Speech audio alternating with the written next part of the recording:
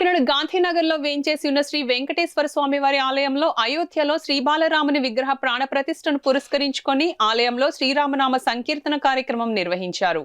పెద్ద సంఖ్యలో భక్తులు భజన బృందం శ్రీరామనామ పారాయణ, హనుమాన్ చాలీసా పారాయణ నిర్వహించారు. ఆలయ చైర్మన్ జంపన రమణయ్యరాజు, ఆలయ executive officer Srinivas, ex officio రామకృష్ణమాచార్యుల పర్యవేక్షణలో జరిగిన కార్యక్రమంలో భక్త బృందం పారాయణ కార్యక్రమం చేశారు. ఆలయంలో ప్రత్యేకంగా ఏర్పాటు చేసిన భారీ టీవీలో అయోధ్యలో శ్రీ బాలరాముని విగ్రహ ప్రాణప్రతిష్ఠ ప్రత్యక్ష ప్రసారంలో భక్తులకు చూపించారు. ఈ సందర్భంగా ఆలయ చైర్మన్ జంపన రమణయ్యరాజు మీడియాతో మాట్లాడారు. ఈ కార్యక్రమంలో ఆలయ కమిటీ సభ్యులు పద్మావతి, కాశీ అన్నపూర్ణ, వీరవేణి, కె రాంబాబు, నరసింహారావు, నాగలక్ష్మి కుమారి, పెద్ద సంఖ్యలో భక్తులు, మహిళలు, స్థానిక పెద్దలు పాల్గొన్నారు. ఈరోజు మోడీ గారు తలపెట్టిన అయోధ్య రాముడి గురించి మొత్తం దేశవ్యాప్తంగా వైభవంగా రాముడి వారి గురించి చేస్తున్నారు. అదేవిధంగా మేము కూడా వెంకటేశ్వర స్వామి టెంపుల్ గాంధీనగరం ఉంది.